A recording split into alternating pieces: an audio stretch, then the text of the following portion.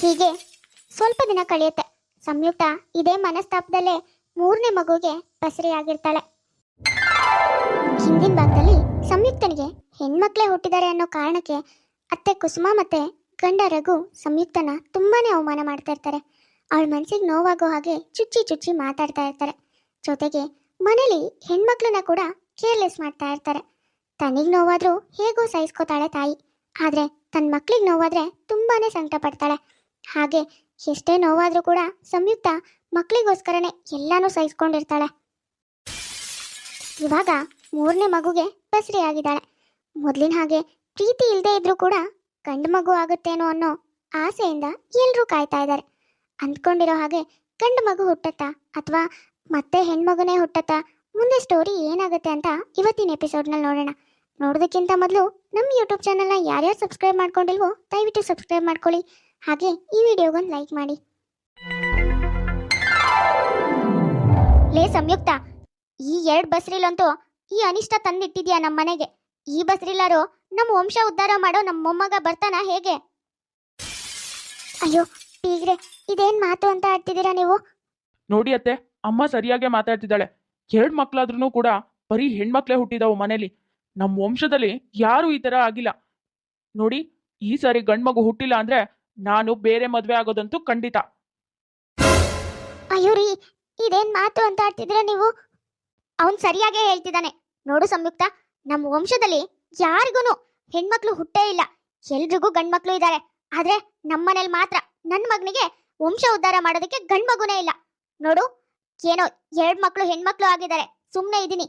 ಈ ಸಾರಿನೂ ಹೆಣ್ಮಗುನೇ ಆದ್ರೆ ನನ್ನ ಮಗನಿಗೆ ನಾನೇ ಮುಂದೆ ನಿಂತು ಬೇರೆ ಮದುವೆ ಮಾಡ್ತೀನಿ, ತಿಳ್ಕೊ.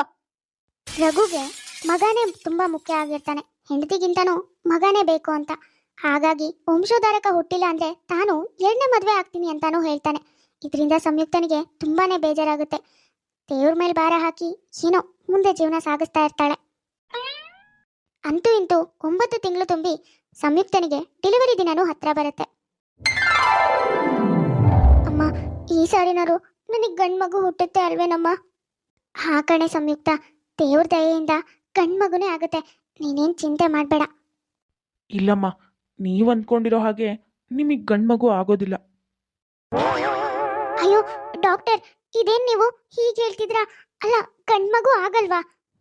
ಹೌದಮ್ಮ, ಸ್ಕ್ಯಾನಿಂಗ್ ಮಾಡಿದಾಗಲೇ ನನಗೂ ಗೊತ್ತಾಗಿದ್ದು. ಆದರೆ ಏನು ಮಾಡೋದಕ್ಕಾಗತ್ತೆ ಹೇಳಿ? ಹೊಟ್ಟೆನಲ್ಲಿರೋ ಮಗು ಹೆಣ್ಣೋ ಗಂಡೋ ಅಂತ ತಿಳ್ಕೊಂಡು ಅದನ್ನ ತೆಗೆಯೋದು ಮಹಾಪಾಪ. ಹಾಗಾಗಿ ನಿಮ್ಗೆ ಈ ವಿಷಯದ ಬಗ್ಗೆ ಹೇಳಲಿಲ್ಲ. ಅಯ್ಯೋ, ಇದೇನ್ ಹೇಳ್ತಿದ್ರಾ ಡಾಕ್ಟರ್ ನೀವು? ಮತ್ತೆ ನನ್ನ ಮಗಳಿಗೆ ಹೆಣ್ಮಗು ಆಗಿದೆ ಅಂತ ಅವ್ರಿಗೆ ಗೊತ್ತಾದ್ರೆ ಅವಳ ಜೀವನನೇ ಹಾಳಾಗತ್ತೆ. ಇವಾಗ ಏನ್ ಮಾಡೋದು ಡಾಕ್ಟರ್? ನೋಡಿ, ಒಂದು ಕೆಲಸ ಮಾಡಿ.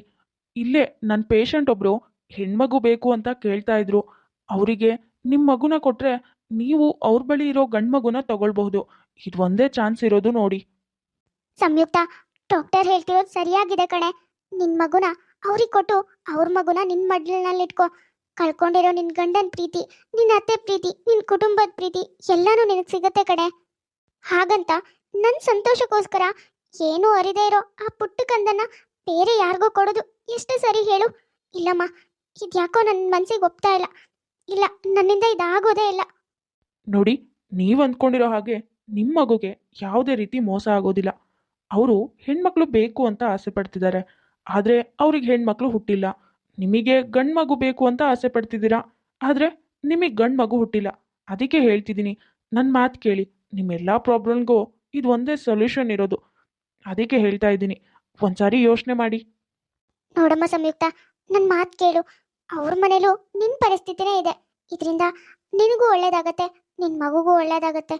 ನೀನು ಕಳ್ಕೊಂಡಿರೋ ಗಂಡನ ಪ್ರೀತಿ, ಅತ್ತೆ ಪ್ರೀತಿ, ಕುಟುಂಬದ ಪ್ರೀತಿ, ಎಲ್ಲರ ಪ್ರೀತಿನೂ ವಾಪಸ್ ಬರುತ್ತೆ. ನೀನೇ ಯೋಚನೆ ಮಾಡು. ನಿನಗೆಲ್ಲಾದ್ರೂ ಹೆಣ್ಮಗು ಹುಟ್ಟುತ್ತೆ ಅಂತ ಗೊತ್ತಾದ್ರೆ ನೆಕ್ಸ್ಟ್ ಡೇನೇ ಅವ್ರು ಬೇರೆ ಇನ್ನೊಂದು ಮದುವೆ ಆಗ್ತಾರೆ.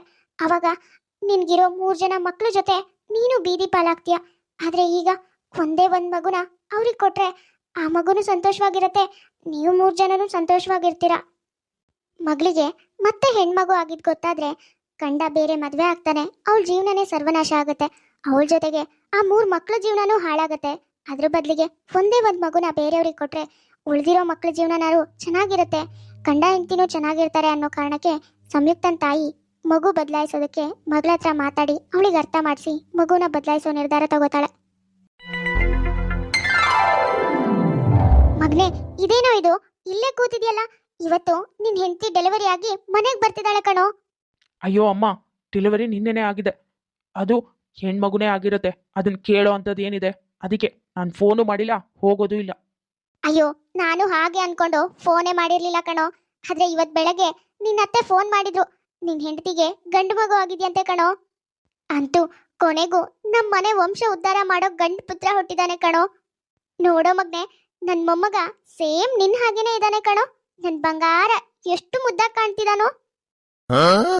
ನೋಡಮ್ಮ ಸಂಯುಕ್ತ, ಇನ್ಮೇಲಿಂದ ನೀನ್ ಯಾವ ಕೆಲ್ಸನೂ ಮಾಡೋದ್ ಬೇಡ.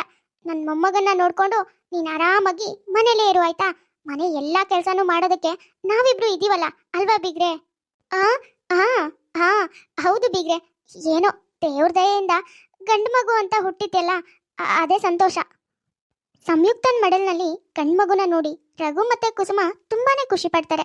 ಅಂತೂ ಇಂತೂ ನಾವು ಆಸೆ ಪಟ್ಟಿರೋ ಹಾಗೆ ನಮ್ಮನೆಗೆ ವಾರಸ್ತಾರ ಬಂದಿದ್ದಾನೆ ಅಂತ ತುಂಬಾ ಸಂತೋಷ ಪಡ್ತಾರೆ.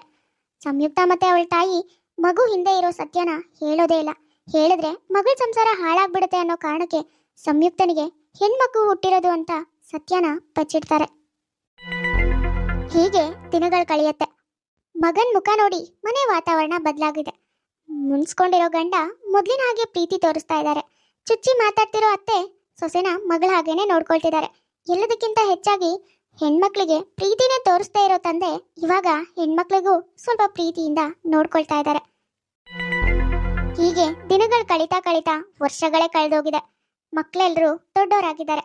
ಮಕ್ಕಳು ಮದುವೆ ಮಾತುಕತೆ ಕೂಡ ನಡೀತಾ ಇದೆ. ನೋಡಿ ರಘು ಅವ್ರೆ, ನಮಗೆ ನಿಮ್ಮ ಮಗಳು ತುಂಬಾನೇ ಇಷ್ಟ ಆಗಿದ್ದಾಳೆ. ಆದ್ರೆ ನಮಗೂ ಒಂದು ಆಸೆ ಇದೆ. ಅಯ್ಯೋ, ಅದಕ್ಕೇನಂತೆ? ಅದೇನು ಅಂತ ಬಾಯ್ ಬಿಟ್ಟು ಹೇಳಿ ಬೀಗ್ರೆ. ಅದು ರಘು ಅವ್ರೆ, ಅದೇನಂದ್ರೆ ನನ್ನ ಮಗನಿಗೆ ನಿಮ್ಮ ಮಗಳನ್ನ ಕೊಡೋ ಹಾಗೆ ನನಗಿರೋಳು ಒಬ್ಳು ಮಗಳು, ಅವಳನ್ನ ನಿಮ್ಮ ಮಗನಿಗೆ ಮದುವೆ ಮಾಡ್ಕೊಡ್ಬೇಕು ಅಂತ. ಹೆಣ್ಣು ಕೊಟ್ಟು ಹೆಣ್ಣು ತರಬೇಕು ಅನ್ನೋದು ನನಗಿರೋ ಆಸೆ. ಇದು ನನ್ನ ಆಸೆ ಮಾತ್ರ ಅಲ್ಲ, ನನ್ನ ಹೆಂಡತಿಗೂ ಇದೇ ಆಸೆ ಇರೋದು. ಹಾಗಾಗಿ ಅಯ್ಯೋ, ಅದಕ್ಕೇನಂತೆ ಬಿಗ್ರೆ? ನನ್ನ ಮಗಳು ನಿಮ್ಮನೆ ಸೊಸೆ ಆಗ್ತಿದ್ದಾಳೆ, ನಿಮ್ಮ ಮಗಳು ನನ್ನ ಮನೆ ಸೊಸೆ ಆಗ್ತಿದ್ದಾಳೆ ಅಂದ್ರೆ ನಮಗೆ ಇನ್ನೂ ಖುಷಿನೇ. ಬೀಗ್ರು ಡಬಲ್ ಬೀಗ್ರೆ ಆಗ್ತಿದೀವಿ ಅಂದ್ರೆ ಅದಕ್ಕಿಂತ ಖುಷಿ ವಿಷಯ ಬೇಕಾ? ಹೌದಾ? ಹಾಗಾದ್ರೆ ನಾಳೆನೆ ನೀವು ನಮ್ಮ ಮನೆಗೆ ಹುಡುಗಿ ನೋಡೋ ಶಾಸ್ತ್ರ ಮಾಡೋದಕ್ಕೆ ಬನ್ನಿ. ನಿಮಗೂ ಒಪ್ಪಿಗೆ ಆದ್ರೆ ನಾವು ಮದುವೆ ಮಾತುಕತೆನ ಮುಂದುವರ್ಸೋಣ, ಆಯ್ತಾ? ಬೀಗ್ರು ಆಸೆ ಪಟ್ಟಾಗೆ ಹೆಣ್ ಕೊಟ್ಟು ಹೆಣ್ ತರಬೇಕು ಅಂತ ಮಾರನೇ ದಿನ ಹುಡುಗಿ ನೋಡೋದಕ್ಕೆ ಅಂತ ಹುಡುಗಿ ಮನೆಗೆ ಬರ್ತಾರೆ. ನೀವಿಲ್ಲಿ ನೋಡಿ, ನನ್ನ ಮಗುನ ಜೋಪಾನವಾಗಿ ನೋಡ್ಕೊಳ್ಳಿ, ಆಯ್ತಾ? ಹಾ ಸಂಯುಕ್ತ ಅವರೇ, ನೀವು ಕೂಡ ನನ್ನ ಮಗನ ಜೋಪಾನವಾಗಿ ನೋಡ್ಕೊಳ್ಳಿ, ಆಯ್ತಾ?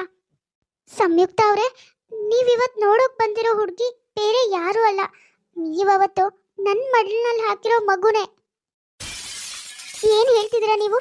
ಅಂದ್ರೆ ನನ್ನ ಮಗಳನ್ನ ನನ್ನ ಮನೆ ಸೊಸೆ ಮಾಡ್ಕೊಳ್ತಿದ್ದೀನ ನಾನು? ಅಂದ್ರೆ ಇವತ್ತು ಬಂದಿರೋದು ನನ್ನ ಮಗನ? ಹೌದು, ನೀವವತ್ತು ನನ್ನ ಮಡಲ್ನಲ್ಲಿ ನಿಮ್ಮ ಮಗುನ ಹಾಕಿ ನನ್ನ ಸಂಸಾರನ ಸರಿ ಮಾಡಿದ್ರಿ. ಆದ್ರೆ ಈ ವಿಷಯನ ನನ್ನ ಕುಟುಂಬದ ಜೊತೆ ಹೇಳೋದಕ್ಕೂ ಆಗ್ದೇನೆ, ಮನ್ಸಲ್ಲಿ ಇಟ್ಕೊಳ್ಳೋದಕ್ಕೂ ಆಗ್ದೇನೆ ನನ್ನ ಮನ್ಸಲ್ಲೇ ಸಂಕಟ ಪಡ್ತಿದ್ದೀನಿ. ನೋಡಿ ಸಂಯುಕ್ತ, ಕೆಲವೊಂದು ವಿಷಯಗಳನ್ನ ಎಲ್ರೂ ಇಂದ ಮುಚ್ಚಿಡೋದೇ ಒಳ್ಳೇದು. ನೋಡಿ, ದೇವರಿಗೂ ನಮ್ಮಿಂದ ಮಕ್ಕಳನ್ನ ದೂರ ಮಾಡೋದಕ್ಕೆ ಇಷ್ಟ ಇಲ್ಲ. ಹಾಗಾಗಿನೇ ಮತ್ತೆ ಒಂದ್ ಮಾಡ್ತಿದ್ದಾನೆ. ಹೊರಗಿನ ಪ್ರಪಂಚಕ್ಕೆ ನನ್ನ ಮಗಳು ನಿಮ್ಮ ಮಗ, ಆದ್ರೆ ಸತ್ಯ ಏನು ಅನ್ನೋದು ನಮಗ್ ಗೊತ್ತಿರೋದು. ಈ ಸತ್ಯ ನಮ್ಮ ಮನ್ಸಲ್ಲೇ ಇದ್ರೇನೆ ಎಲ್ರಿಗೂ ಒಳ್ಳೇದು.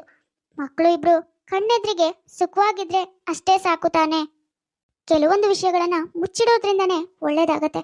ಹಾಗಾಗಿ ಸಂಯುಕ್ತ ಕೂಡ ತನ್ನ ಹಳೆ ಸತ್ಯನ ಏನೂ ಹೇಳ್ದೇನೆ ಹಾಗೆ ಮುಚ್ಚಿಡ್ತಾಳೆ. ಮಕ್ಕಳಿಬ್ರು ತನ್ನ ಕಣ್ಣೆದ್ರಿಗೆ ಸುಖವಾಗಿರೋದನ್ನ ನೋಡಿ ಸಂತೋಷ ಪಡ್ತಾಳೆ. ನಿಜ ಜೀವನದಲ್ಲಿ ಕೂಡ ಕೆಲವೊಂದು ಕಾರಣಗಳಿಂದ ಅದೆಷ್ಟೋ ಸತ್ಯಗಳನ್ನ ಮುಚ್ಚಿಡ್ತಾರೆ. ಅದರಿಂದ ಒಳ್ಳೇದೇ ಆಗತ್ತೆ ಹೊರತು ಕೆಟ್ಟದಂತೂ ಆಗೋದಿಲ್ಲ. ನೋಡಿದ್ರಲ್ಲ ವೀಕ್ಷಕರೇ, ಇವತ್ತಿನ ನಮ್ಮ ವಿಡಿಯೋ ಸ್ವಲ್ಪನಾದ್ರೂ ಇಷ್ಟ ಆಗಿದ್ರೆ ಪ್ಲೀಸ್ ನಮ್ಮ ಯೂಟ್ಯೂಬ್ ಚಾನಲ್ನ ಸಬ್ಸ್ಕ್ರೈಬ್ ಮಾಡ್ಕೊಳ್ಳಿ, ಲೈಕ್ ಮಾಡಿ, ಶೇರ್ ಮಾಡಿ, ಹಾಗೆ ಕಮೆಂಟ್ ಮಾಡಿ. ತುಂಬಾ ಜನ ಹಾಗೆ ವಿಡಿಯೋಸ್ ನೋಡ್ತಾ ಇದ್ರ, ಯಾರ್ಯಾರು ಹಾಗೆ ವಿಡಿಯೋಸ್ ನೋಡ್ತಾ ಇದ್ರು ದಯವಿಟ್ಟು ಸಬ್ಸ್ಕ್ರೈಬ್ ಮಾಡ್ಕೊಳ್ಳಿ. ಹಾಗೆ ಪಕ್ಕದಲ್ಲೇ ಇರೋ ಬೆಲ್ ಐಕಾನ್ನ ಕ್ಲಿಕ್ ಮಾಡಿ ಆಲ್ ಅನ್ನೋದನ್ನ ಸೆಲೆಕ್ಟ್ ಮಾಡಿ. ನೆಕ್ಸ್ಟ್ ನಾನು ಯಾವುದೇ ವಿಡಿಯೋ ಹಾಕಿದ್ರು ನೋಟಿಫಿಕೇಶನ್ ಬರುತ್ತೆ. ನೋಟಿಫಿಕೇಶನ್ ಮೂಲಕ ನೀವು ವಿಡಿಯೋನ ನೋಡ್ಬೋದು. ಸರಿ ವೀಕ್ಷಕರೇ, ನಾನಿನ್ನ ಹೊರಡ್ತೀನಿ. ನೆಕ್ಸ್ಟ್ ವಿಡಿಯೋದಲ್ಲಿ ಮತ್ತೆ ಸಿಗೋಣ.